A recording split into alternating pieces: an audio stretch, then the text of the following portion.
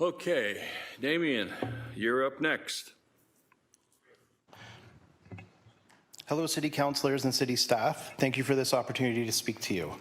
My name is Damien Ash, and I am a renter in Ward 2 at 100 Ferguson Avenue South, and a member of ACORN Hamilton's downtown chapter since 2018. ACORN is a community group made up of low and moderate income tenants who fight for social and economic justice. We have 4 chapters in Hamilton.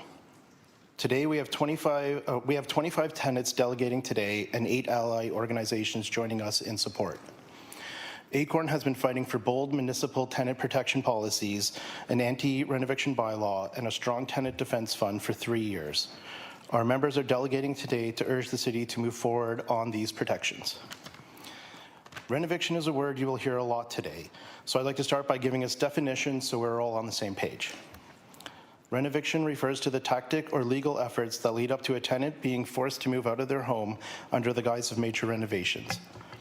The renovations that landlords do can vary from total gut jobs to a quick cosmetic makeover, which most likely, let's be honest, makes up most of the renovations. Regardless, if it was about renovating and repairs, landlords would maintain these buildings to begin with and would work with tenants to do the work without displacing people from their homes. But it is not. Renovations are about displacing tenants and bringing in new tenants at increase of double or close to triple the rent.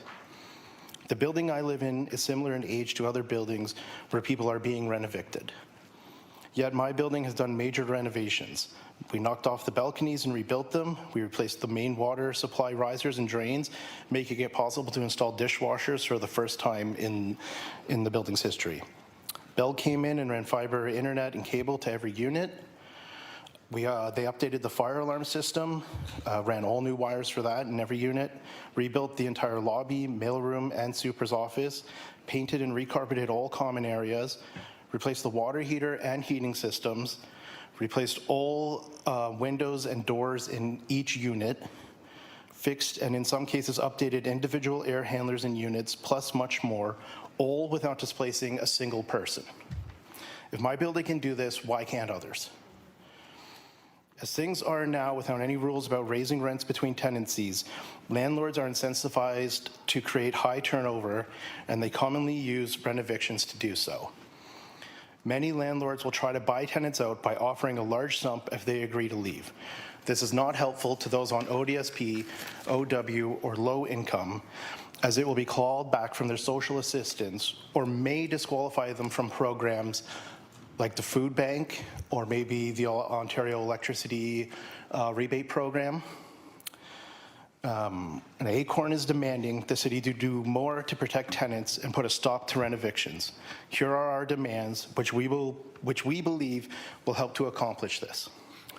So 1, a citywide landlord licensing program to ensure healthy homes and restrict renovictions based on the Rent Safe program in Toronto and the anti-renoviction policy from New Westminster, BC. The burden of tenant placement is put on the landlord. If landlords want vacancy for renovations, they must accommodate tenants in alternative housing, comparable size and location for the duration of the work at the same rent, or with a tenant's agreement, enter into a new lease at a different but similar unit at the same rent. New Westminster was the first municipality in Canada to pass local policy against renoviction. While they did repeal it because of stronger provincial changes, they led the way in deciding that if other levels of government won't stand up, then as a city, they had to. We are in the same situation. 2, we need tracking for when apartment buildings are sold, an immediate proactive tenant outreach to inform tenants of their rights and the city's anti-renoviction rules. 3, ACORN members have been using the Tenant Defense Fund since it was expanded to cover renoviction in 2019, but improvements and more funding is greatly needed. We need a meaningful increase to annual funding to the Tenant Defense Fund. It has been $50,000 since 2019. Without a significant increase, the fund won't cover the increasing need for tenants to have legal representation to protect their homes.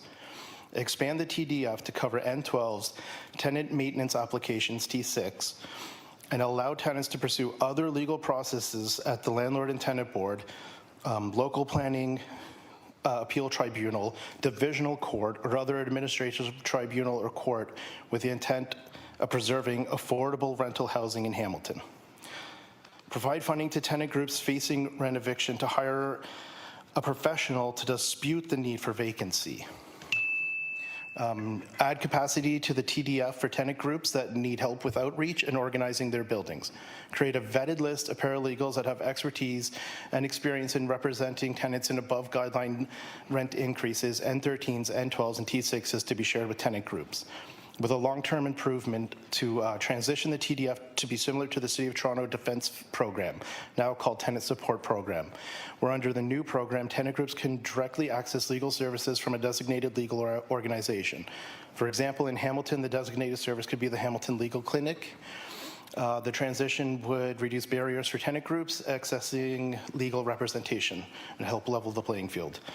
To summarize, housing is a human right, and with the rent increases out of control, getting rent evicted is a sentence to homelessness for many. The city must step up and protect renters from this fate. ACORN has provided members of the committee with the memo, Municipal Powers to Regulate Against Rent Evictions. I hope you all have a chance to read it. Thank you for your time, and I'd be happy to answer any questions. Thank you very much, Damien, for your comprehensive presentation. Any questions for the delegate? Councillor Kretsch, please. Thanks. Your delegation was very comprehensive. So you covered a lot there.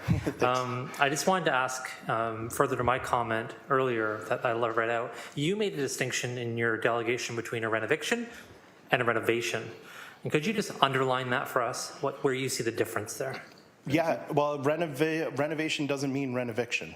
Many people renovate their homes even while living in it. This new notion that you have to be out of your unit to renovate anything is kind of absurd. Like, people have always renovated while living. Councillor. Thanks, and this is just an opportunity for you in case you wanted to say this. Did you have any reaction to hearing that the association I referred to earlier is now just like plainly saying that renovictions are going to continue to happen? Yeah, I think that was very telling. That they came right out and said this is happening and it's just going to keep happening. So I think, you know, as a city, we need to step in and put the leash on this. We can't just let them have free reign to do whatever they want. Councillor. Thank you so much for your delegation, Damien. Appreciate you being here a lot. Great, thank you, everyone. Thank you. Any further? Councillor Nan? This time it was right? This time I did press the button. Whatever, WebEx has been, or eScribe has been interesting. That's all I'm going to say.